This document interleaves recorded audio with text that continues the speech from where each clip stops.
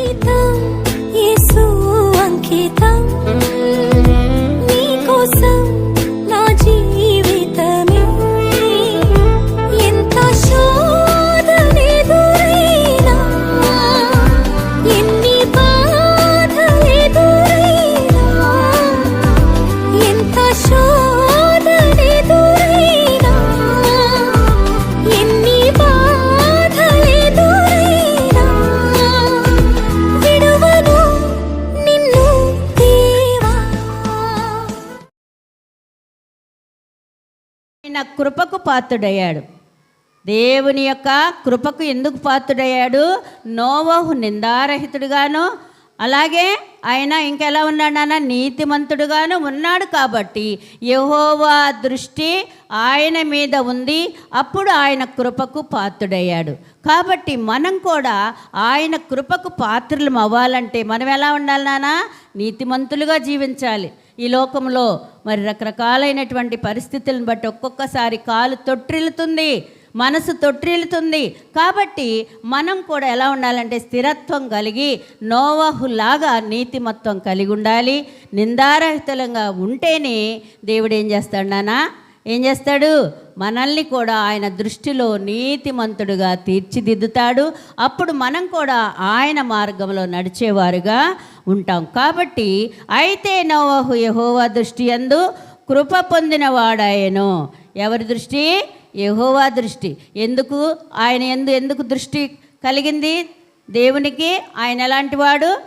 నీతిమంతుడు, నిందారహితుడు, ఇంకా కింద ఆయనతో నడిచినవాడు. అవునా? ఆయనతో నడిచి జీవంతో ఉండగానే ఒక ఆయన పరలోకానికి వెళ్ళాడు, హనోకు. అవునా? కాబట్టి ఆయనతో ఎవరైతే నడుస్తారో వాళ్ళందరూ ఎలా జీవిస్తారంటే, పోయిన వారం మనం చెప్పుకున్నాం కదా, దుష్టుల ఆలోచన చొప్పున నడము, దేవుని ఆజ్ఞ ప్రకారమే నడుస్తాం. కాబట్టి మనమందరం కూడా దేవుని దృష్టిలో మనం కృప పొందుకోవాలి అని అంటే నీతిమత్వం కలిగి ఉండాలి, నిందారహితంగా ఉండాలి. ఆయన యొక్క అడుగులో అడుగు వేస్తూ మనమందరం కూడా ఆయన అడుగు జాడల్లో నడిచే వారంగా ఉండాలి. అలా నడిచినటువంటి వారిలో కొంతమందిని జ్ఞాపకం చేస్తాను. చూడండి నాన్న, ద్వితీయోపదేశకాండం 7వ అధ్యాయం 9వ వచనం చదవండి నాన్న. కాబట్టి నీ దేవుడైన యెహోవా తానే దేవుడననియు, తన్ను ప్రేమించి తన ఆజ్ఞలు అనుసరించి నడుచుకొని వారికి తన నిబంధనను స్థిరపరచువాడును, 1000 తరముల వరకు కృపచూపువాడును, నమ్మదగిన దేవుడనని తన్ను ద్వేషించు వారిలో ప్రతివానిని బహిరంగముగా నశింపచేయుటకును వానికి దండన విధించువాడని తెలుసుకొనవలెను. తర్వాత కూడా చదువునాన్న 11.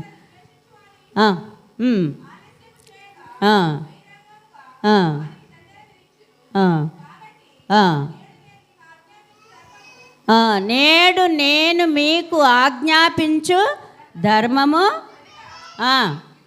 విధులను, కట్టడలను అనుసరించి నడుచుకునవలెను.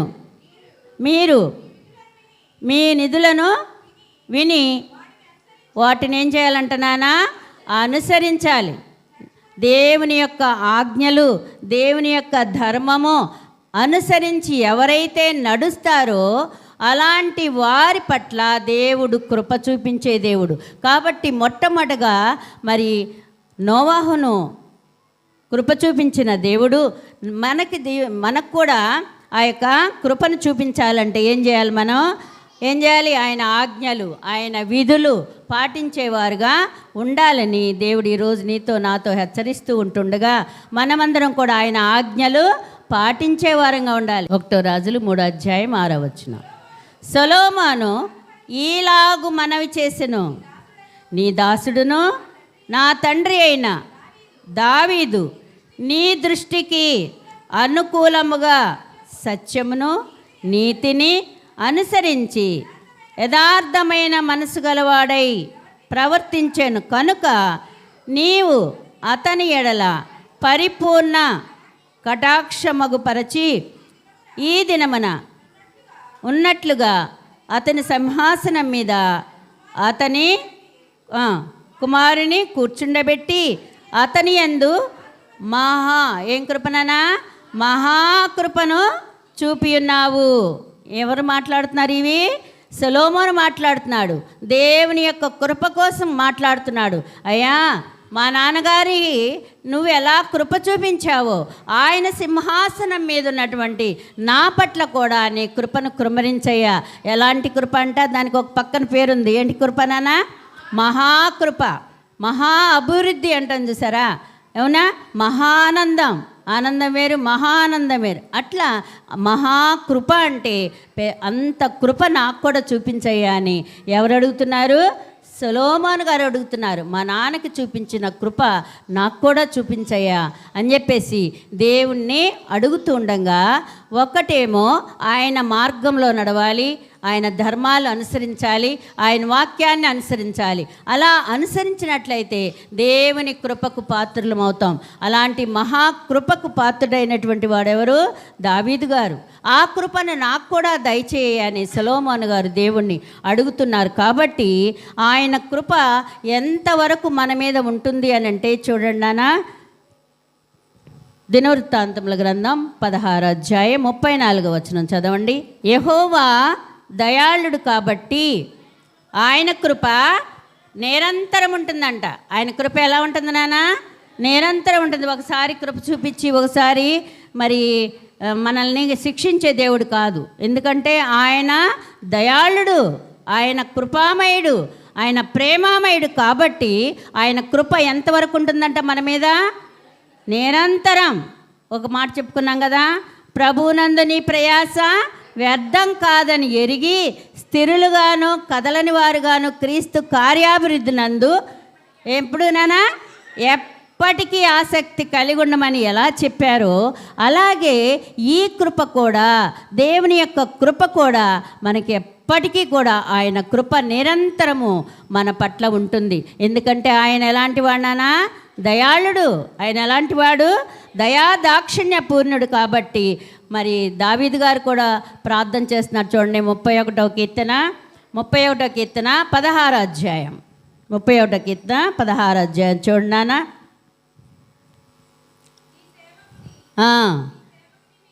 నీ సేవకుని మీద నీ ముఖకాంతి ప్రకాశింపచేయుము, నీ కృపచేత నన్ను రక్షింపుము.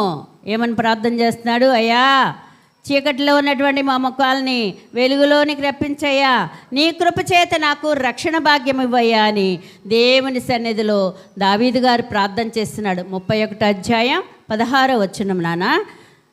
దావీదు ప్రార్థన ఏమని చేస్తున్నాడు? నీ సేవకుని మీద నీ ముఖకాంతి ప్రకాశింపచేయము, నీ కృపచేత నన్ను రక్షించుము అని దేవుని ప్రార్థన చేస్తూ ఉంటుండగా, ఒకవేళ మీరు రక్షించబడితే పర్వాలా, ఒకవేళ రక్షణ లేదనుకోండి, దావీదులాగా అయ్యా నాకు రక్షణ భాగ్యం దయచేయని దేవుని సన్నిధిలో దావీదులాగా ప్రార్థన చేస్తే ఆయన కృపచేత దేవుడు మనల్ని రక్షిస్తాడు.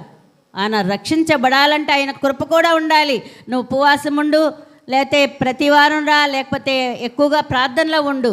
ఆయన కృపకు పాత్రలమైతేనే దేవుడు నీకు నాకు ఆ రక్షణ భాగ్యాన్ని ఇస్తాడు. కాబట్టి దావీదు చేసిన ప్రార్థన బట్టి మనమందరం కూడా ఆయన కృపకు పాత్రలమైతే ఎలా ఉంటామో చూడండి నాన్న. 84వ కీర్తన 11వ వచనం. కృపయు ఘనతయు అనుగ్రహించును. ఏం అనుగ్రహిస్తాడు నాన్న? మనకి కృపను ఘనత ఎప్పుడు వస్తుందంట? ఆ కృప ఘనత ఎప్పుడు వస్తుంది? ఇందాకేం నేర్చుకున్నాం? కీర్తనల గ్రంథంలో 2వ అధ్యాయంలో ఆయన ఆశ్రయించువారు ధన్యులు. ఎవరైతే ఆయన యందు భయభక్తులు కలిగి ఉంటారో వారి పట్ల ఆయన కృప చూపిస్తాడని ఇందాక మనం కీర్తనల గ్రంథంలో నేర్చుకున్నట్లుగా ఇక్కడ కూడా నీకు రక్షణ కావాలా? ఏం చేయాలి నాన్న? ఆయన సన్నిధిలో దావీదులాగా నాకు రక్షణ భాగ్యం ఇవ్వని అడగాలి. ఆయన రక్షణ ఇస్తే అది ఒక ఘనత. మనకి రక్షించబడిన వాళ్ళకి, రక్షణ లేని వారికి చాలా తేడా ఉంటుంది. అవునా? రక్షణ లేని వారిని ఏం చేస్తారంటే ఇంకా రక్షణ తీసుకోలేదుగా పర్వాలేదు అంట. అదే రక్షించబడిన వాళ్ళ జోలికి రారు.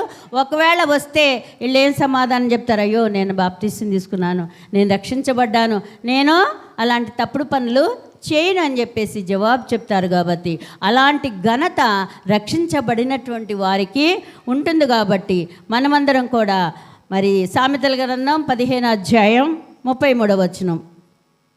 ఘనతకు ముందు వినయముండును. మనమందరం కూడా యెహోవా యందు భయభక్తులు కలిగి ఉంటే ఆయన దేవుడు ఏం చేస్తాడు? నన్ను గణపరచిన వారిని నేను గణపరుస్తాను. దేవుడు ఎవరైనా మిమ్మల్ని పిలిచి బయట రమ్మని అనుకోండి, అప్పుడు మీరు నేను రానండి, నేను బాప్తిస్తం తీసుకుని దేవుని సన్నిధికి వెళ్తున్నాను, నేను అలాంటి ప్రదేశాలకు రానన్నామంటే అప్పుడు ఎవరిని గణపరిచినట్లు? దేవుణ్ణి గణపరిచినట్లే. మన వ్యర్థమైనటువంటి మరి విషయాల్లో మనం తలదూర్చకుండా దేవుని దృష్టిలో నేను రాను అని అన్నామనుకోండి, అప్పుడు దేవుణ్ణి మనం గణపరచినట్లే. కాబట్టి ఆయన కృపచేత మనం గణపరచబడాలి అని అంటే ఆయన ఆజ్ఞలు పాటించాలి, నిందారహితులమై ఉండాలి, నీతిమంతులుగా ఉండాలి. మనమందరం కూడా అప్పుడే రక్షించబడతాము. రక్షించబడినటువంటి మనకు దేవుడు ఏమిస్తాడు? ఘనత ప్రభావములు ఇస్తాడు. కాబట్టి ఇంకా ఆయన ఇచ్చేటువంటి కృపను బట్టి మనకు ఏ ఏ మేలులు ఉన్నాయో ఒక్కసారి మనం జ్ఞాపకం చేసుకుంటే, ఆయన కృప చేత మనల్ని దేవుడు ఏం చేస్తాడంటే బలపరుస్తాడు. ఏం చేస్తాడు నాన్న? బలపరుస్తాడు. ఆయన కృప చేత మనల్ని బలపరుస్తాడు. బలహీనలు అవ్వకుండా, నిరుత్సాహపడకుండా, ఎక్కడా కూడా నిరాశ నిస్పృహలు అనేవి మన దరిదాపులో కూడా రాకుండా ఆయన ఎప్పుడైతే కలిగి ఉంటామో ఆయన యొక్క కృపను బట్టి మనల్ని ఏం చేస్తాడు? ఆయన బలపరుస్తాడు. ఎక్కడ కూడా మనం నిరాశపడం. కాబట్టి అలాంటి వాక్యం చదువుకున్నాం. చూడండి 94వ కీర్తన 18వ వచనం. 94వ కీర్తన 18వ వచనం. నాన్న, నా కాలు జారునని నేను అనుకొనగా యెహోవా నీ కృప నన్ను బలపరుస్తున్నది. ఒక్కోసారి కాలు జరిపోతూ ఉంటాం. మామూలుగా కూడా జారేమనుకోండి పడిపోతాం. అదే వేరే రూపంలో జారేమనుకోండి, దేవుడు ఏం చేస్తాడు? మనల్ని పట్టుకుంటాడు. ఆయన చేయి పట్టుకొని మనల్ని నడిపిస్తాడు. కాబట్టి ఆయన కృప మనల్ని ఏం చేస్తుంది నాన్న? కాలు చిక్కబడకుండా, పడిపోకుండా ఆయన మనల్ని బలపరిచే దేవుడుగా ఉన్నాడు. కాబట్టి ఆయన కృప మనల్ని ఏం చేస్తుంది? నాన్న? బలపరుస్తుంది. రెండోది, ఆయన కృప మనల్ని ఆదరిస్తుందంట. ఆయన కృప ఏం చేస్తుంది? మనల్ని ఆదరిస్తుంది. చూడండి 119వ కీర్తన 64వ వచనం. యెహోవా భూమి నీ కృపతో నిండి ఉన్నది కాబట్టి ప్రతి మనిషిని కూడా ఆదరిస్తుంది. ఏం చేస్తుంది నాన్న? ఆదరిస్తుంది.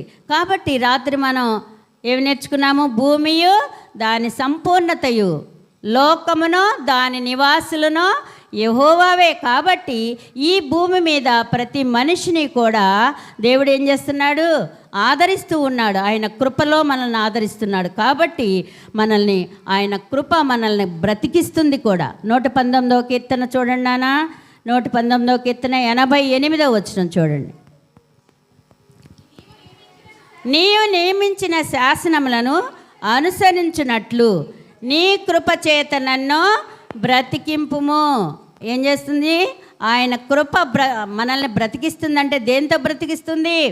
ఆయన వాక్యము చేత. అవునా? నీ వాక్యమే నన్ను బ్రతికించెను అని మన 119వ కీర్తనలో మనం నేర్చుకున్నాం కదా. కాబట్టి ఆయన కృపతో దేవుడు ఏం చేస్తాడు? మనందరినీ బ్రతికిస్తాడు, మనందరినీ ఆదరిస్తాడు, మనందరినీ కూడా బలపరుస్తాడు. కాబట్టి ఆయన కృపకు పాత్రలము అవ్వాలి అని అంటే ఏం చేయాలనుకున్నాం? ఆయన ఆజ్ఞలు పాటించాలి, ఆయన విధులను అనుసరించాలి, ఆయన చిత్తానుసారంగా జీవించాలి, నీతిమంతులంగా ఉండాలి, నిందారహితంగా ఉండాలి. అప్పుడు ఆ కృప ద్వారా ఇవన్నీ మనకు నెరవేరుతాయి. ఏవన్నీ? ఆయన కృప మనల్ని బలపరుస్తుంది, ఆయన కృప మనల్ని బ్రతికిస్తుంది, ఆయన కృప మనల్ని ఆదరిస్తుంది. కాబట్టి అలాంటి ఆదరించే కృప మనల్ని విడిపోకుండా ఉండాలి అంటే ఆయన మార్గంలో మనం నడిచేవారుగా ఉండాలి. నడిస్తే ఏం చేస్తాడో దేవుడు చూడండి. 54 యెషయా గ్రంథం 10వ వచనం.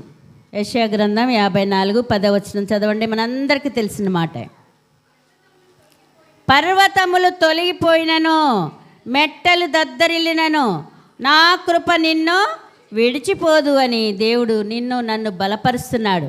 అమ్మా, ఒకవేళ ఏదైనా ఇబ్బంది కలిగిందనుకో, నువ్వు నిరాశపడొద్దమ్మా, నిరుత్సాహపడొద్దమ్మా. నా కృప నిన్నెన్నటికీ కూడా విడిచిపోదు.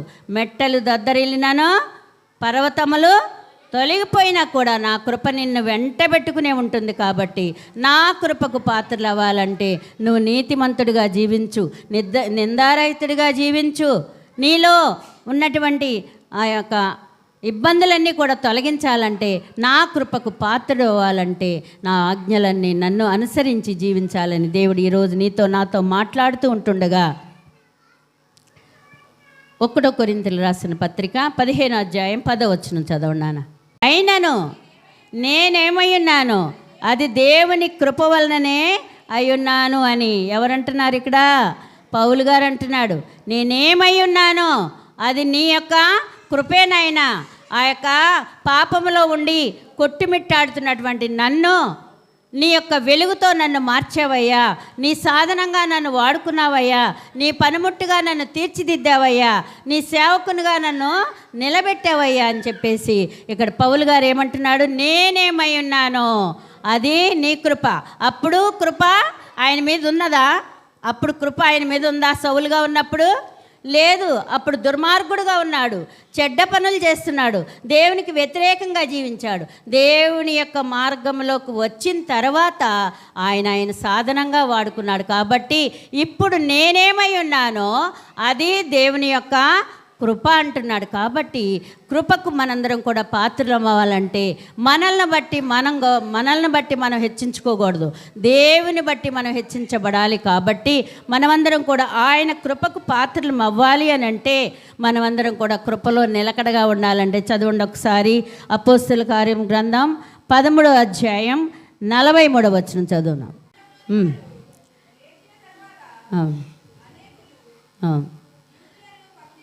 చివరి మాట చదువుతున్నాను. దేవుని కృపయందు నిలకడగా ఉందాం. ఆయన నిత్యరాజ్యానికి మనం అందరం కూడా నిలకడగా ఉంటే అప్పుడు ఆయన నిత్యరాజ్యానికి వారసులం అవుతాం. ఆయన కృప పొందుతూ కూడా మనం సరైనటువంటి మార్గంలో నిందారహితులంగా లేకుండా, ఆయన మార్గంలో నడవకుండా, ఆయన చిత్తానుసారంగా జీవించకుండా ఉంటే మనలో నిలకడలేనట్లు. అంతేగమ్మా, రూతమ్మ ఏం చేసింది? నిలకడగలిగి ఆ బోయజ్ చేలో ఆ పరిగి ఏరుకోవడం వలన ఆ నిలకడగలిగినటువంటి ఆ బిడ్డకు దేవుడు మేలు దీవెన దయచేసి ఒక గొప్ప మహారాణిని చేసినట్లుగా మనం చూస్తున్నాం. కాబట్టి మనలో ఏముండాలి నాన్న? నిలకడ ఉండాలి. ఆయన కృపకు పాత్రలం అవ్వాలంటే మనలో నిలకడుంటే ఆయన నిత్యరాజ్యానికి వారసులం అవుతాం. కాబట్టి పౌలు గారు ఇంకో చోట అంటున్నాడు, తీయొద్దులేండి నాన్న. ఏమంటున్నాడు? నీ కృప నాకు చాలంటున్నాడు. ఎందుకన్నాడు? పౌలు గారికి కొన్ని ఇబ్బందులు ఉన్నాయి, ఒక ముళ్ళు ఉంది. అయ్యా ఈ ముళ్ళు తీసేసేయ్యా, ఈ ముళ్ళు తీసివేస్తే నాకు బాగుంటుంది అని అంటే దేవుడేమంటాడయ్యా, ఆ ముళ్ళు నిన్నేం చేస్తుందయ్యా, నీకు నేనున్నానయ్యా, కాబట్టి నా కృప నీకు చాలన్నప్పుడు దేవుని యొక్క కృపకు సరిపెట్టుకొని ఆయన జీవితం ఎక్కడ కూడా ఆటంకాలు లేకుండా ఆయన పరిచర్యలో ముందుకు సాగింది. దేనివల్ల? ఆయన కృప పౌలు గారి మీద ఉండడం వలన. అందుకని పౌలు గారు నీ కృప నాకు చాలు అంటున్నాడు. అందరం కూడా అలా అనుకుంటే మనం ప్రశాంతమైన జీవితం జీవిస్తాం. అయ్యా ఇంతవరకు నాకు చాలయ్యా, ఇంతకంటే నాకేమొద్దయ్యా. ఆగూరు ప్రార్థన చేశాడు కదా, ఏమని? అయ్యా ఎక్కువైనా వద్దు, తక్కువైనా వద్దు, నాకు సరిపోనివయ్యా. ఎక్కువైతే నాకు గర్వం వస్తుందేమో, తక్కువైతే నేను దొంగనవుతానేమో, నాకు సరిపోయే జీవితానికి సరిపోయేటువంటి పరిస్థితులు నాకు చాలయ్యా అని ఆయన ఆగూరు అనేటువంటి ఆయన ఏ రీతిగా ప్రార్థన చేశాడో మనం కూడా తృప్తి కలిగి ఉన్నంతలో సంతోషంగా ఆనందంగా దేవునిలో నిలకడగా ఉండి ఆయన కృపకు ఎప్పుడైతే పాత్రలుగా ఉంటామో పౌలు అన్నట్లుగాయా నీ కృప నాకు చాలయ్యా, నాకేమొద్దయ్యాక నీ కృప నాకు చాలయ్యా అని మనమందరం కూడా తృప్తి పడేవారంగా ఉంటాం. కాబట్టి ఆ కృప ఎవరి మీద ఉంటుందో ఆఖరి మాట చదువుకొని ముగించుకుందాం నాన్న. యాకోబు రాసిన పత్రిక 4వ అధ్యాయం 6వ వచనం నాన్న. దేవుడు అహంకారులను ఎదిరించి ఎవరికైనా దీనులకు కృప చూపిస్తాడంట.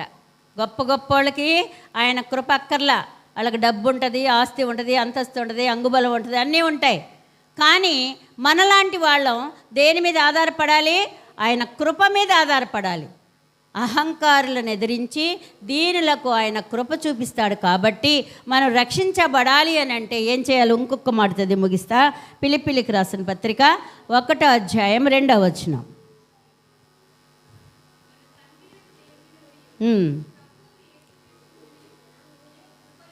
కృపయు సమాధానమును నీకు ఇస్తానని దేవుడు చెప్తూ ఉంటుండగా నీకు సమాధానం కావాలా? ఆయన కృపకు పాత్రుడుగా ఉండాలా? ఆయన అందు నిలకడగలిగి ఉండాలా? ఇవన్నీ ఉన్నప్పుడు దేవుడు ఏం చేస్తాడు నాన్న? ఏం చేస్తాడు? ఆ నిత్యరాజ్యానికి మనందరినీ కూడా వారసులుగా చేస్తాడు. ఆయన బలాన్ని ఇస్తాడు, ఆదరిస్తాడు, మనల్ని బ్రతికిస్తాడు. కాబట్టి ఆయన కృప ఉంటే మనకు చాలు. కాబట్టి పౌలు గారు అన్నట్లుగా మనం ఏమనుకుందాం నాన్న?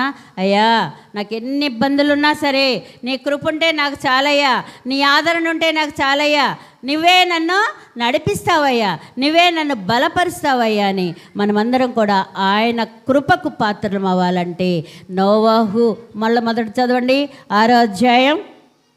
నోవాహు గురించి చదవండి మళ్ళీ.